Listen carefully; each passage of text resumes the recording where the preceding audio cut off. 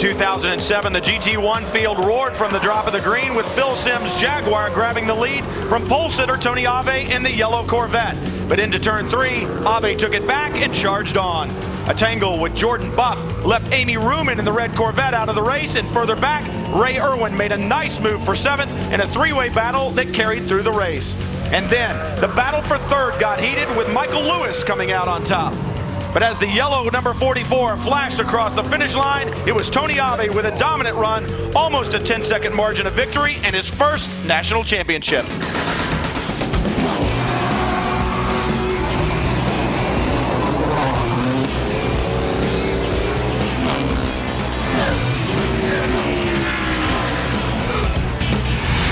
In the GT class of the SCCA, nothing is bigger, nothing is louder, and nothing is as fast as a GT1 car.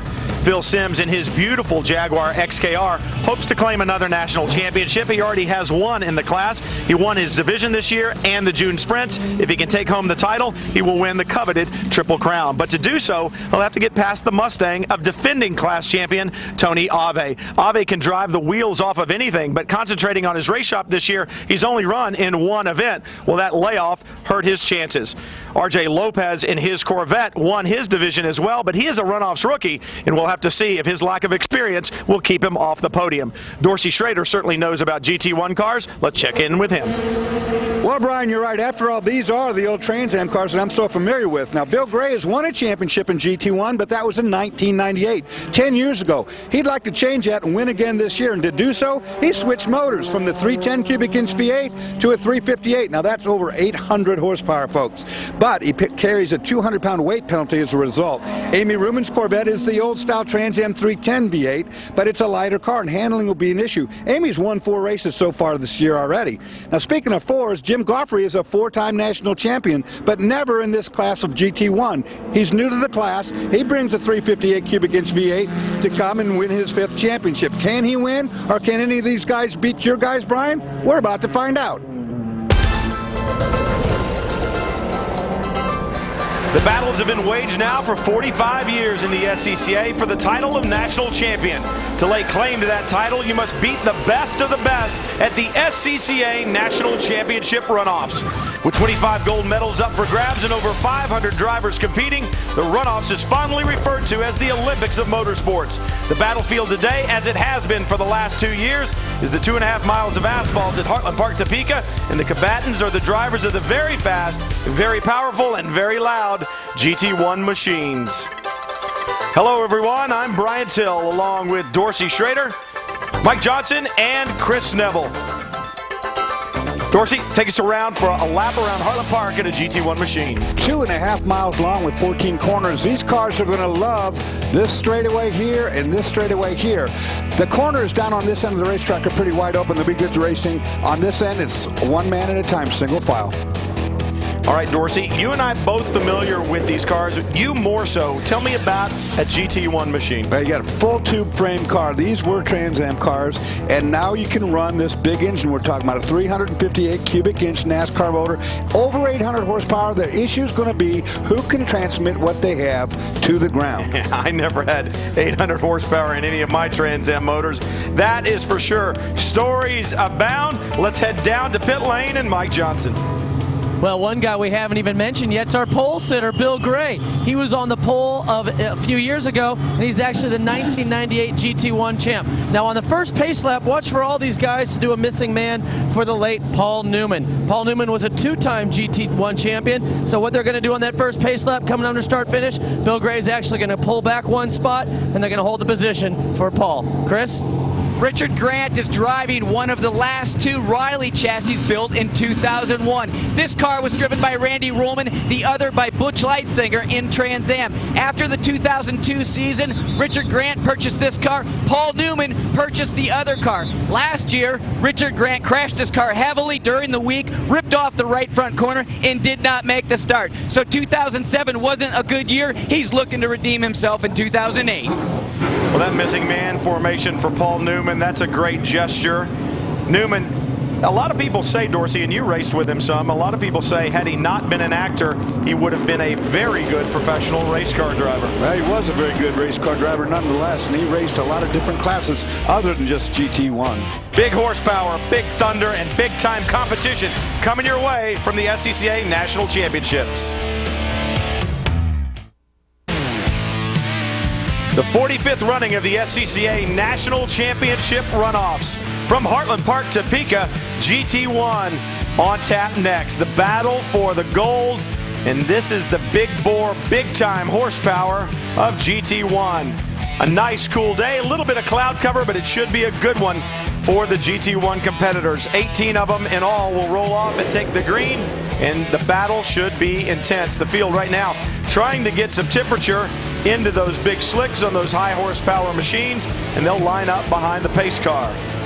You know, in Trans Am competition, Brian, you had to manage your tires, but these guys are only racing for a little over a half hour, so I think they can run pretty darn aggressively throughout the entire stint. Well, I don't know, with 800 horsepower like they were talking about, that is a bunch, but 18 laps of competition around this 2.5-mile racetrack here at Heartland Park, Topeka. Ray Irwin, who is in the field, has done such a spectacular job with this facility, really improving it. There is our missing man formation. You see Bill Gray has dropped back and left a spot open for the late Paul Newman. A great tribute to Newman, who we were talking about just before we went to break. A very good race car driver. Had it not been for acting, I believe he would have found a spot as a professional race car driver. The man was just that good, and think how good he would have been if he'd even started earlier in his career. He will be missed by all, but especially those in the racing community. GT1 field now. They'll do their lap, and Bill Gray will pull forward, and they'll continue on behind the pace car, getting ready. One final pace lap, and we'll go green here at Heartland Park. With 800 plus horsepower, getting rear tire temperature is not going to be a problem, that's for sure. But they better scrub those fronts or they'll get an out of balance car. No traction control, no anti-lock braking systems, nothing but 100% purpose-built race car underneath all of these drivers. Let's set the field for you. Bill Gray on the pole. 5 former national champions in the class. Gray, Ave, Sims, Goffrey. The top 4 all have national championships to their credit. 7 divisional champions in the field as well. This field stacked with talent. Take a look at the remainder of the field. Richard Grant, a former national champion as well. McManus and Janin, both divisional champions, as is First In. Also have an onboard for you as well. Defending GT1 national champion, Tony Ave, will give us some shots from the racetrack in the thick of the battle, I am sure. There's a look from the back of the Ford Mustang that Ave will be piloting today. Last year he won this national championship behind the wheel of a Corvette. Today it will be a Ford Mustang. See the rest of the field lining up behind him. Carl is pretty as well. These cars are just absolutely awesome to look at and fun to drive as well. Mike. Well, right now these teams are looking like they're getting ready for a battle, like a pro race, like Dorsey Schrader was back in this. I'm seeing air guns come out, jacks, tires on the wall. But let's keep an eye on the car number 77 of Glenn Young. He only has 300 horsepower to that 800 horsepower that all those big V8s have. What does he get in return? Well, they take 1,000 pounds off that car. But he only has a 2-rotor, nowhere near the amount of power to weight ratio to go fast down that straight. So next year, expect that car to have a 3-rotor as we go to Road America. Chris? This is Carl Janin's 3rd appearance at the Runoffs, and he's driving a Weaver chassis that was built back in the early 90s. Underneath the hood, he's got a 310 Lozano that is the original motor that came with that car, built in 1994. He's estimating that that motor is down about 200 horsepower. Next year at Road America, he's putting a new bullet in the gun. Yeah, I would think that's right. And of course, when we were talking about rotors before, that is a Mazda Wankel engine in there, and it's a rotary engine instead of a piston engine. All the rest of these cars are V8 American manufactured. Well, we talked about tire wear. With 1,000 pounds less weight on that car, I would think that he will not have to worry about tire wear. That's for sure. The field now onto the front straightaway. Looking out of the back of Tony Ave's car, he'll start outside pole. Bill Gray in his Corvette on the pole. The flag waves. Ave, great jump. Ave, a lot more experience than most of the guys he's running against here. He's run a lot of pro races. Bill Gray right behind him, as is Jim Goffrey. And Goffrey a little out of shape. He tries to run on the outside. Bill Gray as well, loose off the corner. Phil Simms in that beautiful silver Jaguar up to third. That's what I talked about right there is, you know, with that kind of horsepower, you can't floor the car because you can rip the donuts right off the back of it with no problem. Amy Ruhlman with some smoke just then. Tony Ave, a big jump at the start and is already pulled out about 6 car lengths. Ave, a snowmobile champion, will drive just about anything, and when he drives it or pilots it, it goes very fast. He builds race cars for a living, so he understands the mechanical aspects of this car, and there's a truck car in trouble way wide on that corner. 07 Ryan McManus. Perhaps the brake's not warm either, Dorsey. I know from my experience, you got to warm up the brakes on these things or you cannot slow them down. Heavy cars carry a lot of speed and the brakes need to work. Yeah, and with that 358, they're 200 pounds heavier. Oh, a problem there. Not the first time this weekend. We've seen a car off over there. That was the 62, Tom Smith. And another car off. That's that Mustang again. Something wrong with that car the way it looks. Yeah, perhaps some type of a problem, but for Tony Ave right now, the one thing I have not seen him do is slide that car around. Bill Gray loose off the first couple of corners. Phil Simms now closing up. We saw the problems, the slide for Jim Goffrey as well, but Tony Ave looks like he is on rails. That car hooked up. Jim Goffrey in the 70 there is a multiple champion, but in open wheel cars, light cars. This is his first year in GT1. He's having a blast. He's never felt 800 horsepower before. He kind of likes it. Now Goffrey's dad, Jim Sr., is a 2-time champion in GT2, kind of the little brother of the GT1 car, so I'm sure he's gotten some advice from him. But look a little bit further back. That looks like Chris Neville's car. I was going to say, Chris Neville is out there. You see the Tommy Bahama Corvette right there. Of course, Chris had that sponsorship back in Trans Am. Bud Thurston behind the wheel and getting taken advantage of by the 95 of Kevin Rich. Kevin's Mustang goes by that Corvette, no problem. Made it look easy. Different experience levels behind the wheel of this class right now. Like I say, Tony Ave's run many, many pro races. And while these cars are a ball to drive, you talk about the experience levels, Dorsey. 800 horsepower, even if you've got that 310 and you're back in the 630 to 640 range where we ran back in 95, that is a handful of race cars. I mean, this is an intimidating car for a lot of people. That kind of power, not many cars make that kind of power. This, without question, is the most powerful of all the SCCA classes by a great deal. There's nothing that comes close to that kind of horsepower. Battle for third right here. You see Phil Simms in that beautiful silver Jaguar. Right behind him, the number 70, the Corvette of Jim Goffrey. We're talking about Goffrey, former national champion in Formula Mazda, but a very different race car than the GT1. And I was talking to Jim Goffrey, and he asked me, we didn't have much time to talk, but he says, you know what, I came out of Formula Mazda, I don't know what these cars are supposed to feel like. You know, I don't know if it's handling good, or if it's not handling good, or if it's stopping good, because what's he got to compare to? He's never been there before. Well, that's a very good point. It certainly doesn't have the downforce that the little wing Formula Mazda would give him, but the Formula Mazda that they run in club racing is a car that is pretty softly sprung, so it does have some roll to it, much like these GT1 machines. Goffrey still hanging on to the back, and you watch the 23 of Amy Ruhlman flash by as well. You drive these cars so much, Brian, as you know, with your foot. You know, what you're doing with your right foot and your left foot dictates whether the car is going to turn for you or not, and how far it's going to turn, dictated again by that throttle. You can't just get in the middle of a corner and floor one of these, because if you do, you'll spin right out. I was going to say, you can turn one with the throttle pretty easily with 800 horsepower underneath it. Tony Ave continuing to lead. That's what it looks like. You can see it is quite a ride. Tony Ave going to work at the National Championships.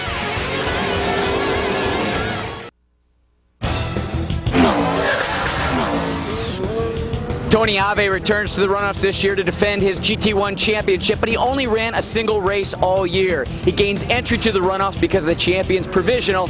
Tony, only running one race this year. Why do you come back to the runoffs?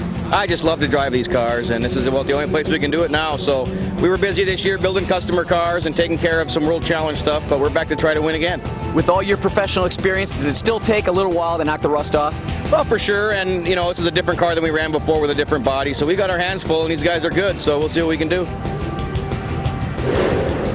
Tony Ave is good on board with him right now. You can see the car sliding around there, Dorsey. He's not taking it easy by any stretch of the imagination. 3.5 seconds in hand, but he's digging.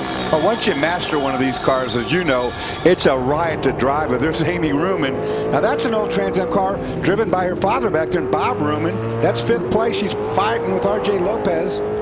Lopez got the better of her, his Mobil 1 Corvette. Well, you say once you get the mastery of them, I don't think I ever mastered them, Dorsey. I got to tell you, it was quite an experience for me going from an Indy car with a lot of downforce to one of these GT1 machines, a Trans Am car when I drove it, but a absolute ball to drive. And RJ Lopez moving forward the direction that he definitely wants to go. We'll go a little further back in the field. You see the 30 car, Richard Grant, having a good run. That blue and green Corvette, the Ford Mustang right behind him, and this is like watching an old Trans Am race. These cars back here probably are running 310 cubic inch V8s, which means they're running at a lighter weight. What I want to watch is, as this gets further toward the end of the race, how much are the tires going to go off on those big engine cars? You know, like Abe up in front there, Bill Gray, even James Goffrey having those big engines. That's going to hurt those tires if these guys aren't real kind. I believe that's Kevin Rich in the 95. Yes, indeed, it is right behind him. And, you know, you say it's a short race, 18 laps, but we had to take care of tires a lot because the races were a bit longer. But you and I both also know you can burn these tires off in just a handful of laps if you don't treat them well. Yeah, I could smoke these babies in 3 laps and have it down to nothing if I wanted to. But you just got to drive it, you know, you got to be able to feel what the car will give you as far as traction goes and not exceed it, except on a special occasion. Like if you're trying to get underneath somebody, you can run it hard like that for a few laps. But if you don't get by, back off, let the tires come back in. Well, I was going to say, one of the things that was so good about this car was you could abuse it a little bit, but if you eased up, you could get the tires back underneath you. And I think the tire technology that these guys are running probably pretty much the same. Yeah, I would think that pretty much the same as what we did. There hasn't been any Pro Series for these cars for quite a while now, so obviously Goodyear wouldn't have done any development or building of any new tires based on the fact that there's nowhere to go with that. Of course, the first tires that you and I ran were probably made of stone. Well, the first ones I ran were bias ply, and they were really a lot of fun to drive. And of course, then they went to a radial, and that made it a much more precise car to drive. Tony Ave down the front straightaway. 5 laps now in the book. He holds down the lead in the GT1 National Championship, but we are far from done. Stick around.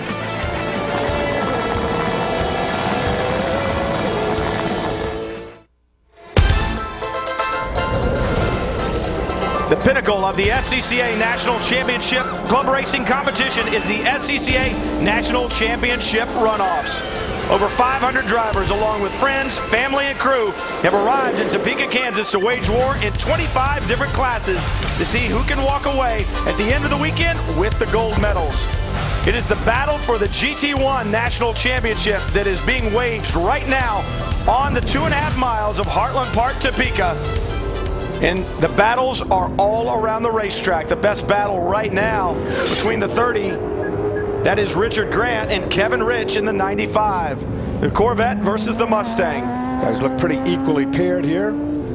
You see Grant with the 30. Oh, and Sims is in trouble. Phil that was Sims. a third-place car. And he was also going for the Triple Crown. Win your division, win the June sprints, win the runoffs. That seems to have gone by the wayside as Phil Sims is pulled off the racetrack. You see him off the line a little bit. I don't see any smoke or anything, Dorsey. No, it looks like maybe he had a mechanical issue there. No exhaust, and Phil Sims talking to the guys around the paddock, obviously a very, very talented race car driver, and talking to Justin Bell, who did Phil Sims driving schools. He said he was truly the best natural talent he had ever seen. He watched Phil Sims, worked with him a little bit, and said, you should have been doing this 25 years ago. He was just that good. But the day over for Phil Sims. Anytime you stop in one of these short races, your day is done. When we talk about that 358 cubic inch V8, that's the same engine they run in a NASCAR or in a Cup car. The difference is that those Cup cars weigh 3,600 pounds. These cars are about 1,000 pounds lighter, so you can imagine the speed differential. A Trans Am car will flat out run a NASCAR car. A little bit more sophistication on the suspension as well. And these cars designed to turn right and left and designed to stop as well. The brakes on the Trans Am car were something to me that was very surprising. Now, you can burn them off without a doubt, but the car will stop very well. And Dorsey, I can remember asking you a long time ago when I first made that move, I said, how sensitive are these cars to set up? And you said very, and behold, they were. And that was kind of surprising because they're such big beasts. They are big beasts, but you have to have them whether get them within their happy spot or they become a big beast. You know, once you get them in a sweet spot, spot, they're pretty nice to drive, but if you get one out of its element, it can be a handful. Right now, Grant in the 30, trying to hold down the 9th position. He's moved into the top 10, and a problem for the 07 as well, Ryan McManus. Now, he had some problems earlier on, Dorsey. Ryan was really having trouble out on the racetrack. We'll take a look at it here. The car was just not turning well. Here's gone off the road on the outside, back straightaway. We've seen that all weekend long. Not a good day for him. We've seen a couple of problems, low speed, high speed, and perhaps he's just saying, you know what, guys, this thing is a handful, and I'm not sure that I need to keep driving it around. High speed, high horsepower cars, you were just saying it. If they're not working, it's not fun at all. But Thurston beginning to close down on this battle. The Chris Neville look-alike there in his Tommy Bahama Corvette. We just need one painted. We need a Mustang painted like your car. They're all out there. Those Trans Am cars were tough cars. You know, it was hard to write one off. I did it, but you got to work real hard at it. I think you might have written off more than one or two. But Thurston trying to move forward, Chris. Or Mike, I'm sorry. Well, yeah, the McManus was in actually a few laps ago. This whole front grille was covered in grass, and obviously what happens there is there's no air can get to the radiator and the car overheats. A lot of the smoke that you're seeing right now is actually just grass and stuff caught in the brakes. There's no fire, no problem, but when you try to do a lap or two with grass in your radiator, you're not going to last very long, and that's what happened down here in the pits. Yeah, that car had slipped off the racetrack twice before the one we just showed, the replay we showed, but it looked like it just had no front grip at all. Car kept pushing off wide, getting in the dirty part of the racetrack. This is the last race of the runoffs, and so the racetrack itself right now is really pretty filthy. Nothing that the corner workers could do about it, that we've been racing all day since 8 this morning. And Ryan McManus about to climb out of his car, and disappointment for him. Good battle here, though. Richard Grant continues to lead over Kevin Rich, and Bud Thurston will come back to the GT1 National Championship.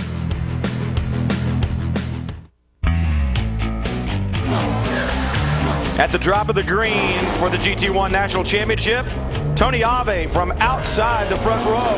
Big jump, uses his experience, takes the lead down to turn 1. Bill Gray tries to stay with him right there in his blue Corvette. And it gets a little loose. Tony Ave streaks down to turn 3, but good battles around the racetrack. Amy Ruman, the pass for 5th right now. RJ Lopez goes the long way around, gets past Amy Ruman as they race down the hill to turn 6. There's Phil Sims' spin.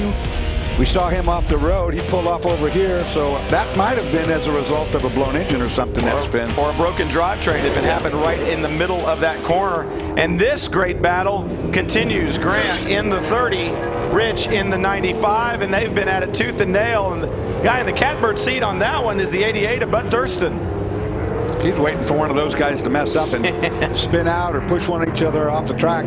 Thurston's second runoffs, best of 10th in 2007 in this GT1 class. Richard Grant has 30 runoffs to his credit and a national championship back in 1990 in GT4. So, yeah, part of Grant's army. I mean, all the Grant brothers, we just saw a couple of them earlier today run. There's 5, I believe, that race. A lot of experience behind the wheel of that car, and Kevin Rich in there is a runoffs rookie, so not much experience behind the wheel of that Mustang. Chris? That 95 car, that was actually a Huffaker built car. Tom Miller owned that car, who was sponsored by Moose Troll, and that was one of the first Huffaker built cars back in the late 90s. I had a chance to test that car's sister and then also test that car before Tom had gotten in there, but Tom was about 6'5", so it was really not a very comfortable car to drive, but I did get a chance to shake it down before Tom Miller. When you see that Tommy Bahama car flash down the front straightaway, Chris, are you going to find a driver's suit and a helmet? You want to climb back in? You know, Brian, I'm thinking about it, but when you look at the Tommy Bahama car, that's the Corvette. When I drove for Tommy Bahama back in '99, it was the Huffaker Mustang. In 2000, then it went over to the Mangusta, and that was run by Brian Simo. Then you see the Corvette right now. That was the Riley chassis that Tom Gloy built, and Butch Leitzinger competed in 2001. So this car here, that's not that Riley chassis. That Riley chassis then went to Paul Newman. Bud Thurston, he just liked the bodywork.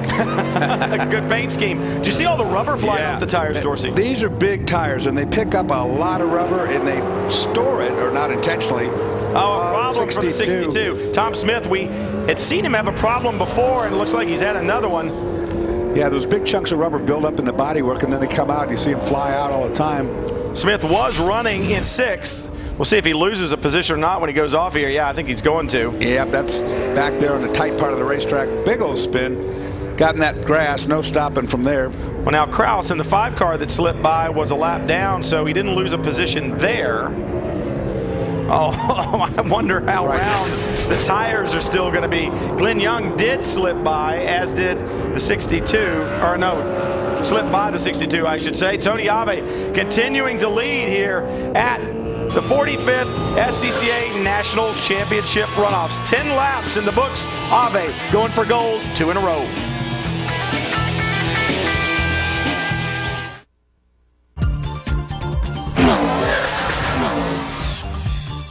Driving this beautiful GT1 Corvette is Ray Irwin, owner of Heartland Park, and for the last 3 years, Ray has been our host at the SCCA Runoffs. Ray, what are you going to miss about having us here these last 3 years? I'll tell you what, one of the things I'm really going to miss is the fact that the amateur racing is like the Final Four. It's all hard, you know. Professional racing is like professional sports, you know, really professional action. But I'll tell you what, it's all hard with the amateurs and SCCA. We really love having them here. Well, and you've done quite a few improvements to make the racing and even the paddock and everything a lot better for the competitors as well. Between the city, the state, and of course our staff here, we've done over $18 million worth of improvements. And we have lots of things ahead of us for Heartland Park, and we hope that SCCA at some point in time will want to rejoin us. Well, I can tell you from speed, we've had a great time, and we really appreciate the hospitality and providing a great racing venue for this event. Well, you guys are truly pros. We're glad to have you here. Tell you what, Ray Irwin not only works hard outside the race car, but he's working hard inside the race car right now. You see him running in 8th. And this racetrack, I raced on it back in 1990 in the Toyota Atlantic Series, and it has changed so much and has been improved so much. And a problem for Amy Ruman. All of the improvements you got to give Ray Irwin credit for. Right now, Amy Ruman sits stranded on the side of the racetrack. Not good news for her. She had a DNF here last year. Look at this, up in turn 1. Oh, she loses her rear wing. Look at that. Rear wing failure, and you can see how much that wing does. I was going to say, if you don't think that wing produces downforce and it's just there for decoration, you see what happened. And Amy has no idea what just happened to her. I guarantee you she does not have a clue that the wing was missing. Well, these cars are hard to see out of the back anyway. She probably can't see it, Dorsey. Nope. The window is so small, so she may not know. You're right. And you know, you go out here on this high-speed part of the racetrack, and it's going to be so loose now. Hopefully they got radio communication, they can tell her. Well, you see the wings on the cars. They're sticking up there, and they are the full width of the car. So that is a lot of wing, produces several hundred pounds of downforce.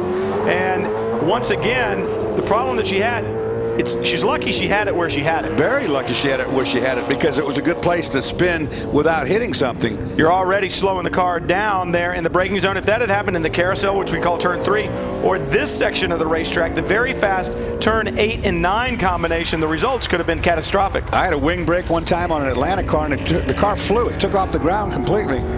Well, we're talking about that wing. It produces downforce not only in cornering, but in braking as well. That's where Amy Ruman had her problem. She's coming down the front straightaway into the braking zone. Watch the back of the car, the second car in the frame. There it goes. Just about the time she goes to the brakes, and as soon as it leaves the car, you see the rear of the car step out. Well, you know, if it gets angle, if it angles up, now this is just like an airplane. If that thing angles up, the car will fly. Yeah. I mean, they're going fast enough. There's no doubt about it. And Amy Ruman back to the pits. Team looking over it going, yeah, the tires are good, but I don't think they realize the wing's gone. She thinks she's got a flat. Yeah, she's like, do I have a flat? No, guys, there's supposed to be a big thing on the back that produces downforce. The team sees that they know what's wrong, and I'm sure they've told her on the radio. I was about to tell Chris to go over there and tell those guys what's missing. Well, now back when you and I ran, they didn't have rear wings. It was just a spoiler on the back, and the wings came later. Yeah. They allowed them in GT1, and they do definitely help balance the car. And the spoilers were big spoilers, and they made a lot of downforce too, as well as drag. These make good downforce, not near the drag. Take a quick break and come back to the GT1 National Championship battle from Heartland Park, Topeka. Tony Ave still in front.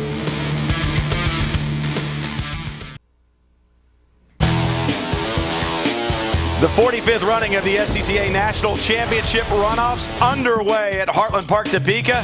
In the final race of 25, the GT1 National Championship yet to be decided. This racetrack has been punished over the last 3 days. A lot of rubber around, but Tony Ave having it his way right now, Mike.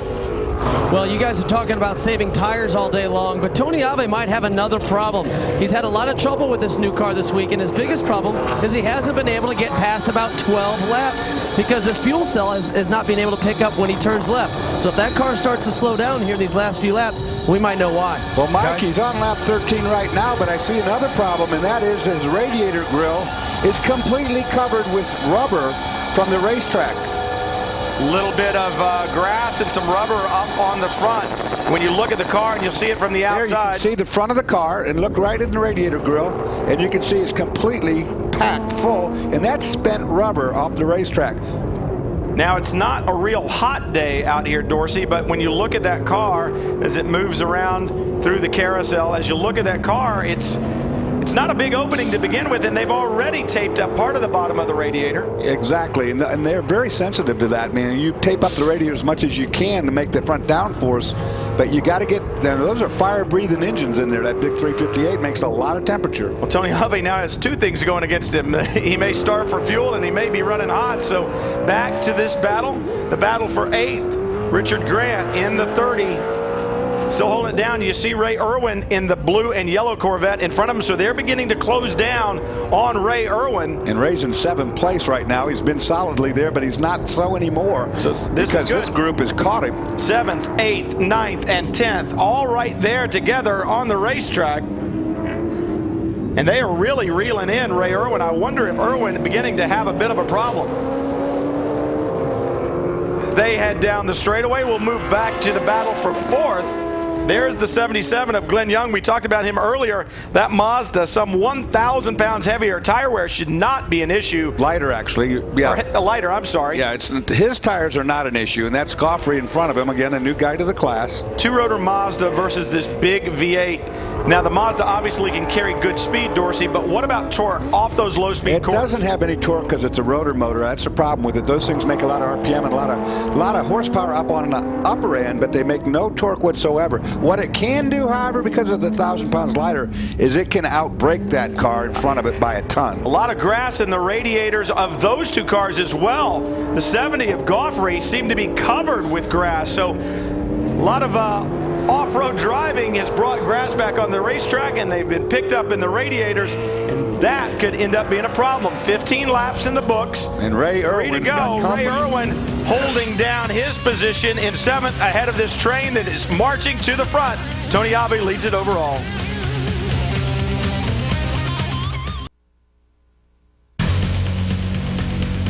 The 30 car of Richard Grant holds down the 8th position at the SCCA National Championship Runoffs. GT1 battle unfolding right now on this track. But they've caught Ray Irwin, so make it for 7th place now. That's 7th, 8th, 9th, and 10th. Oh, big slide by the 88 of Thurston. See, he pinched the corner off, tried to go to power. They got way too much horsepower to pinch a car down like that and go on the throttle. It'll just spin you right out. It almost did. If you want to go down with your right foot, you better be straightening your hands in one of these things. Ray Irwin flashes through turns 1 and 2, but his mirrors becoming more and more full of that blue and green Corvette behind him. Richard Grant closing the distance. What happens, down. Brian, as you know, is as you start wearing out the rear tires because of the horsepower you're carrying, you're also burning off fuel load. The fuel cell is back there behind the axle, so you're losing rear weight percentage. As you lose rear weight percentage, it spins the rear tires even more. It's a downward spiral. Look at this. Oh, he almost gets into the back of the 95 of Rich. Pitches his hands a little bit. Like you said, Dorsey gets in the throttle. That's not going to work. You got to start out with these cars with a fair amount of understeer in them at the beginning of a race. So as you lose that weight off the back end, you start to come back more neutral. These guys are going way too loose at the end here. That's a really good point. And with your experience in the car, you know, hey, I'm going to start this race without a car, or with a car that I don't think is particularly good handling. The place I want it is when I need that last 5-lap run to the checker. Exactly. You got to be good at the end of these things. At the beginning, it doesn't make any difference how fast you go. Thurston looking to the inside there of the 95 of Rich. Corvette seems to work well through the tight stuff down here at the end. I think he's the faster car of the two right now, but he hasn't been able to find his way around Rich yet.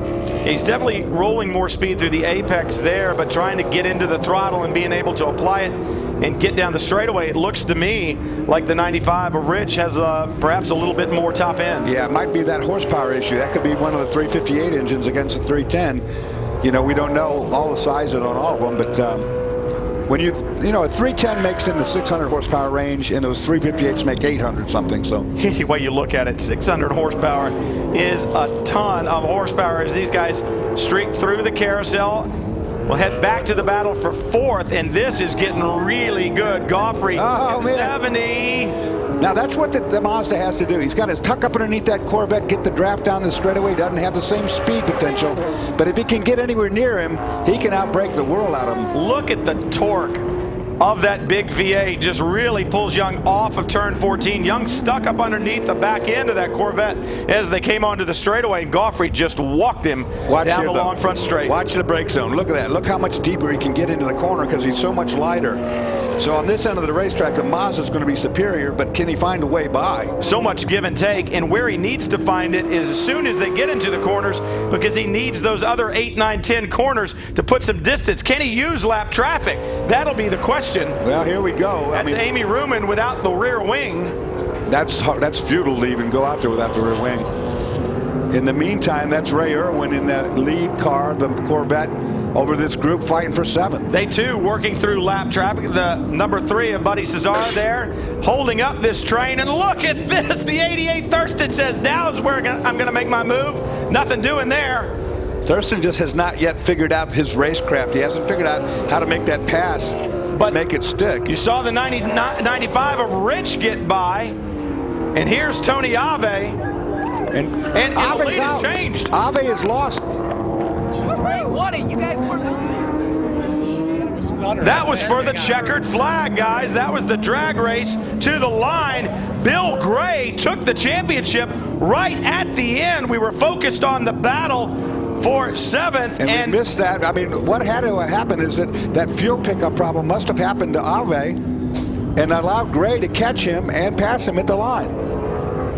Look at Bill Gray. The celebration, he had run second the entire race. 17 laps of second place, but 17 laps is not what this race was about. It was about 18.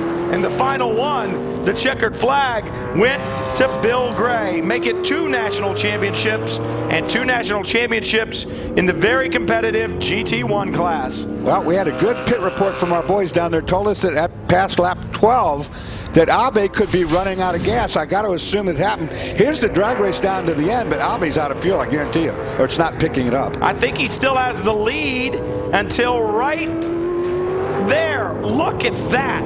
You want to know how close it was? 0.009 seconds. 9,000th of a second will make this probably the closest finish, I would think, in the history of this class.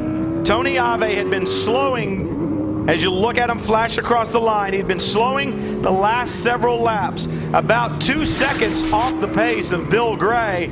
And with the lead that he had, it was just not enough to get it done. By 9 1,000ths of a second, Bill Gray takes the championship. Chris? Well, down here with my old crew chief and team owner, and also Dorsey's, Jim Durhog, cheering his driver as he comes by. Jim, your driver fell back at the start, but then those last 6 laps, he was just trimming a second each lap. Well, Chris, we were rear tire. It was all about the rear tires. I had him pace himself a little bit. Tony got a really good start and got jumped out about 3-4 seconds on him. And I basically had Bill run a pace.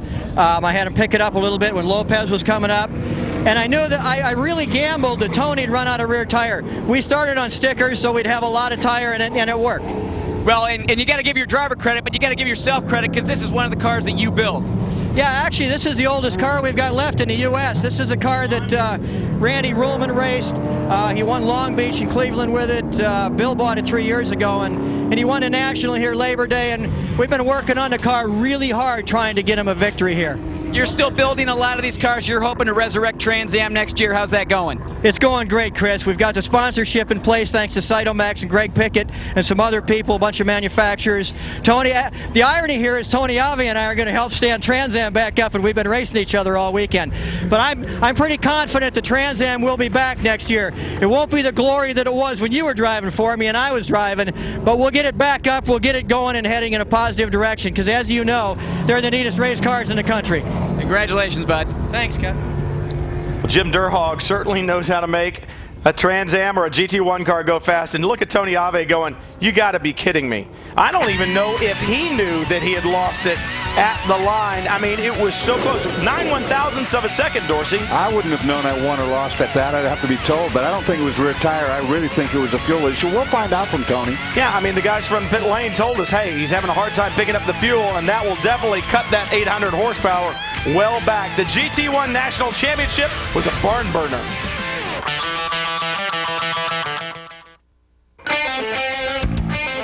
The gold medal for the GT1 National Championships at the SCCA National Championship Runoffs has been decided, and in dramatic fashion, 9/1000ths of a second, almost an unimaginable small number.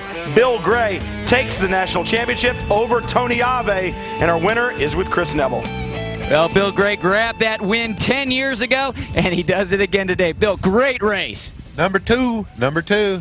It's been 10 years, it's been 9 years since I finished one of these, and I've just got to say I'm proud of Durhog Motorsports and all the boys that work on this car all year long, and the guys he sent in to help, my wife for letting me do this, and my little boy for cheering me on.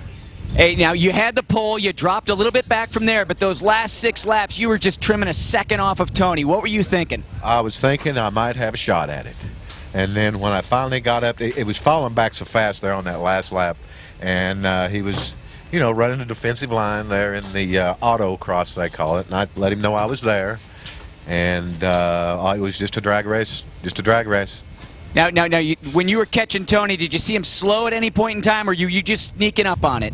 Oh, I think he gave up all at once, to be honest with you. It kind of looked like it to me. I had some stuff saved, and as soon as I got the call he was falling back, I put the rest of it out there. You know, I didn't think about the 9 times in a row I haven't finished, and I wanted to win. Well, Bill Gray gets the photo finish here at Topeka. Well, Tony, you told me at the top of the show that you were having a fuel pickup problem throughout the weekend. Now, you guys had 2 days to maybe try to suss this out and figure it out, but obviously you weren't able to find the problem. No, you know, it's a lesson again in preparation paying off. You know, we only decided to do this for Denny Lamers with this new car we built them a couple weeks ago and didn't get out here to test. So we just had too many problems this week, and fuel pickup was one of them.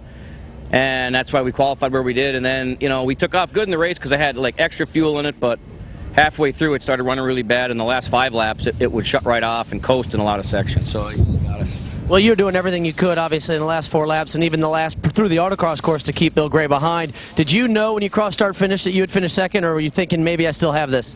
Well, first I saw he was ahead of me, and I got to tell you, he could have dumped me real easy because I blocked him real heavy over there, and I expected him to spin me out, but he didn't. And then he won a drag race. You know, every time I'd shift, the thing wouldn't pick up very good. So he beat us. I could tell he beat us. I hope maybe they made a mistake, but they didn't. Well, it was only 9/1000ths of a second, so you don't get much closer than that, guys. No, you don't get much closer than that at all. Like I said, I can't even imagine, I don't think anybody can, what 9/1000ths of a second is. It's faster than the blink of an eye as you see Bill Gray go on that very well-deserved victory lap. But you heard him say, I just never gave up. No, you know, Tony had that problem. I knew when he got ran down that he had a mechanical problem because he didn't run off his tires. He's too good for that. Tony Ave comes home second. James Goffrey, what a good run for Jim Goffrey Jr. to get to the podium there. Glenn Young in that Mazda comes home with a top 5 finish as well. Looking back through the rest of the field, we saw the problem for Amy Ruman. That was a dramatic exit from the event. And there's the 49 once again. We had seen RJ Lopez running well in the top 5, but he had a great battle with Amy Ruman as well. But he had a problem at the very end of the race. Some type of mechanical problem in RJ Lopez's day was done as well. Head back down to Victory Lane and Chris. Well, Jim Groffrey ran so well in Formula Mazda, 2 championships, 1 Pro Championship, but then you move over to the big heavy iron in GT1. Yeah, this is tough. This has been a big change for us. We started this program in July of this year, ran 5 races and came here and just a little bit behind the 8 ball on the setup, so we didn't quite get it right. And then I threw it away going into 9 or 10, trying to get by a lapped car, and just filled up the radiator with grass and overheat. Good job today. Good job. Congratulations to all the champions from 25 different classes here at the SCCA National Championship Runoffs, and thanks to Ray Irwin and his crew at Heartland Park, Topeka.